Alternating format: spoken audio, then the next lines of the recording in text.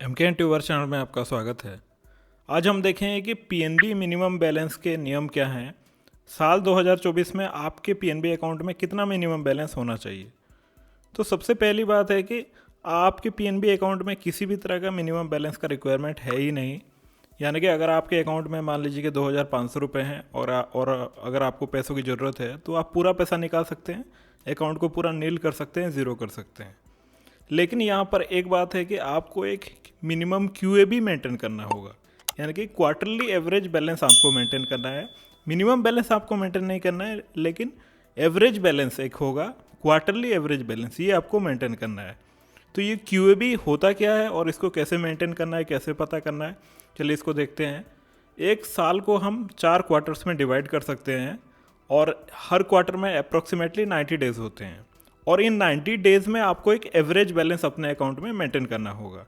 जैसे कि अगर आपके अकाउंट में 1,000 रुपये मेंटेन करने हैं तो आप 90,000 रुपीज़ अगर एक दिन के लिए अपने अकाउंट में रख लेते हैं, उसके बाद उसको निकाल के ज़ीरो भी कर लेते हैं, तो आपका पूरे क्वार्टर का एवरेज बैलेंस मेंटेन हो जाएगा। इस तरह से अगर आप 10,000 रुपीज़ 9 डेज़ के लिए अपने अकाउंट में रखते हैं, उसके बाद पूरा पैसा नील कर लेते हैं, पैसा निकाल लेते हैं, तो भी आपके अकाउंट में क्यूए भी मेंटेन हो जाएगा। हर क्वार्टर के एंड तक ये कैलकुलेट होता है और उसके हिसाब से आपके अकाउंट से चार्जेस कट सकते हैं।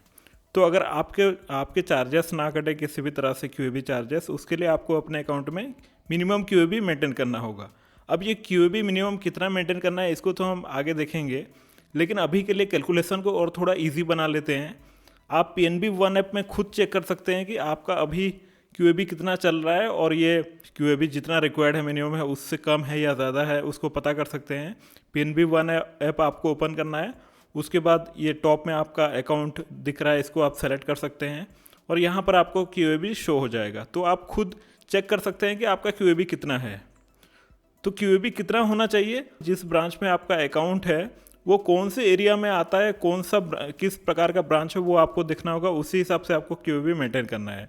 जैसे कि rural, semi urban, urban, metro, इस तरह से ब्रांचेस को कैटेगरी में बांटा गया है। अगर पूरा आपका गांव है और वहाँ पर एक ब्रांच है तो वो रूरल ब्रांच होगा, और बड़ा शहर है जैसे दिल्ली, मुंबई है तो वहाँ पर मेट्रो ब्रांच होगा। सेमी अर्बन यानी कि छोटा शहर, अर्बन यानी कि बड़ा शहर। तो आपका जो ब्रांच है वो कौन से प्रकार का ब्रांच है वो आपको देखना होगा। अगर आपको पता नहीं है तो आप ब्रांच में जाकर वहाँ से भी पता कर सकते हैं। तो रूरल एरिया के लिए सेविंग्स अकाउंट में क्यूएबी 500 रुपीज़ होना चाहिए, करंट अकाउंट के लिए 1000। सेमी अर्बन के लिए सेविंग्स अकाउंट के लिए 1000 और करंट अकाउंट के लिए 2000। अर्बन के लिए सेविंग्स अकाउंट में 2000, करंट अकाउंट के लिए 5000। मेट्रो के लिए सेविंग्स अकाउंट में 2000 और करंट अकाउंट के लिए 10,000 मिनिमम क्यूएबी होना चाहिए।